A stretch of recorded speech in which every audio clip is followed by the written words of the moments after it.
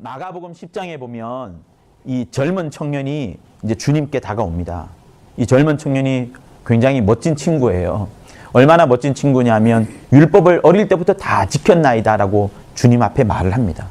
감히 예수께 그죠? 율법을 다 지켰다고 말할 수가 있겠어요? 그런데 이 젊은 청년은 다 지켰나이다 라고 말을 하고 그러면서도 돈이 많은 사람이라고 성경 기록합니다. 주님께서 너 율법 제대로 지켰다라고 꾸지람하지 않았어요. 너 율법의 종이 되었다라고 비판하지 않았습니다.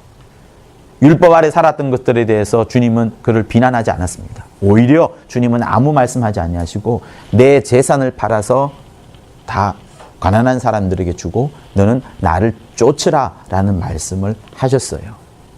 자, 주님이 왜 그 부자 청년에게 율법에 대해서 말하지 않고 복음에 대해서도 말하지도 않고 율법과 복음은 쌍벽을 이루는데 오히려 그 재산을 팔아서 재산을 파는 그 문제에 대해서 주님이 이야기를 하셨을까요?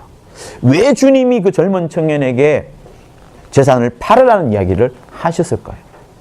자, 성경에 나오는 돈 많은 사람을 찾아보면요. 누가 가장 돈 많았을까요, 여러분? 욥이겠어요? 누구겠어요? 예? 아, 네. 지옥간 부자도 부자겠네요. 네. 성경에 나오는 사람들 중에 좀 부자는 사실을 잘 찾아보면 아브라함이 부자였어요. 아브라함이 가는 곳곳마다 하나님이 막 펑펑펑 막 터뜨리게 하시거든요. 근데 하나님은 아브라함에게 내 재산을 다 팔아서 나를 달라고 하지 않았어요. 왜냐하면 그 이유가 있어요.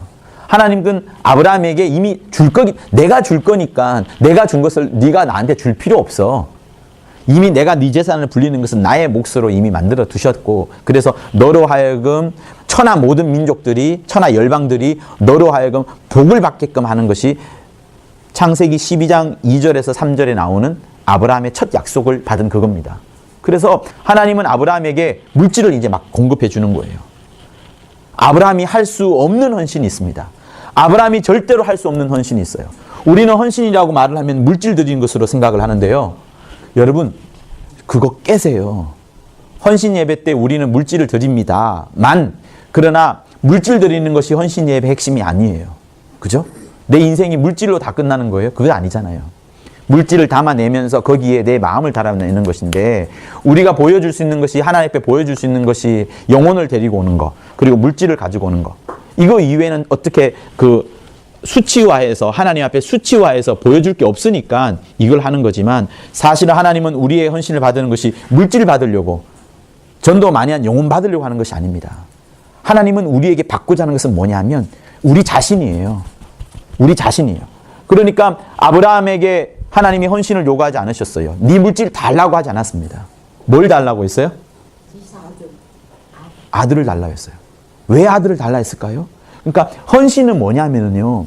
하나님은 우리의 모든 것을 받기를 원하시지만 그 모든 것보다도 뭘 원하냐면 내가 가장 줄 수 어려운 거 내가 너무나도 드리기 어려워서 도무지 이것만큼은 내버려 놓고 나머지 다 드리겠습니다 하는 이거는 하나님이 받으시는 헌신이 아니에요. 하나님은 그걸 잘 아셔요.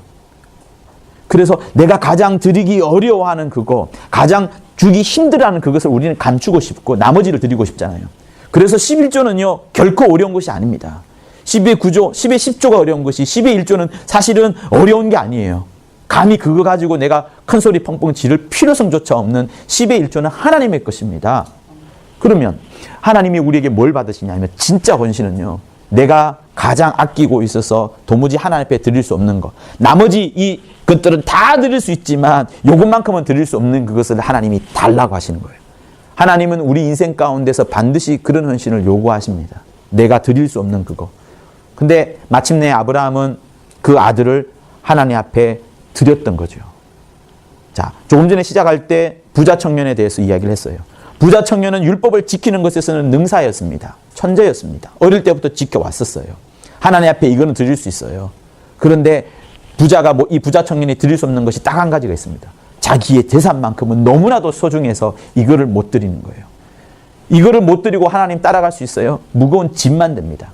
움직이면 움직일수록 나를 더 얽어매는, 하나님께 가까이 다가가면 다가갈수록 이것이 내 쇠고랑에, 발에 묶여있는 쇠고랑처럼 돼서 더 무거워서 못 오니까 이것을 끊고 오라라고 하나님이 말씀하시는 거예요. 이게 아브라함이 하지 않은 헌신입니다. 즉 다시 말하면 하나님은 우리에게 원하시는 헌신은 내 물질이 아닙니다. 내 시간이 아닙니다. 저는 몰라요. 여러분이 감추고 있는 그거, 하나님 앞에 감추고 있는 그거, 요것만큼은 하지 못합니다 하는 그것을 하나님이 달라고 할 수 있어요. 그래서 이 헌신이라는 것은 굉장히 어려운 것이라 생각할 수 있는데 쉬울 수 있어요. 그게 뭐냐? 조금 전에 우리가 여기서 믿음의 헌신에서 보았던 다윗의 헌신이에요. 내 것이 하나도 없으면 돼요. 자식도 내 것이 아니라고 여러분 끊임없이 기도하고 간구해야 됩니다. 물질도 내 것이 아니라고, 남편도 내 것이 아니라고 계속해서 기도해야 됩니다. 이것이 어렵지 않도록, 고통이 되지 않도록 또 기도해야 되는 겁니다. 우리의 기도가 뭐 달라고 하는 기도가 아니라 그것보다도 내려놓는 기도가 정말 필요해요. 이런 이야기하면 좀 그렇겠지만 노자라는 사람이 도덕경을 통해서 이런 말했어요. 배움이라는 것은 어제 배웠던 것 위에 또 배우고 또 배우고 또 배우고 또 배우고 계속해서 배워야 되는 거라 했고요. 그 덕이라는 것은 뭐냐면 내가 갖고 있는 것을 다른 사람에게 또 나누어 주고, 그래서 내 것이 계속 없도록 만들고 또 만들고 또 만들라는 것이 도와 덕이라고 했어요. 세상 학문도 이렇습니다. 그러니 주님은 우리에게 어떤 것을 요구하시겠습니까? 주님이 가장 드리기 어려웠던 것들을 겟세마네 동산에서 기도하면서 내려놓고 마침내 십자가 골고다 언덕에 가서 그것을 실천을 했던 겁니다. 주님이 제일 내려놓기 싫었던 것이 무엇겠어요? 그래서 우리 사랑하는 성도 여러분들께서도 오늘 우리 헌신하는 삶에 대해서 배웠는데, 이 헌신하는 삶 제목 보고 나서 물질 드리는 헌신은 여러분 생각하지 마세요. 그러면 우린 벌써 자본주의의 노예가 되어 가버리는, 이미 세상 사람들과 똑같은 수준밖에 되지 않습니다. 교회는, 하나님은, 또 감독님은 여러분의 물질 찾고자 하는 것이 절대로 아니에요. 그게 아니라 하나님 앞에 내가 드려지는 마음이 어떠하냐, 그거를 보고자 하는 겁니다. 그래서 여러분이 가장 드리기 어렵고 감추고 싶고, 아들처럼 또 부자 청년에게 있어서는 물질처럼 그런 것들이 있으면 그것이 명예이든 뭔지는 모르겠지만 그거는 각자가 아는 것이 목사가 알 수 없는 거예요.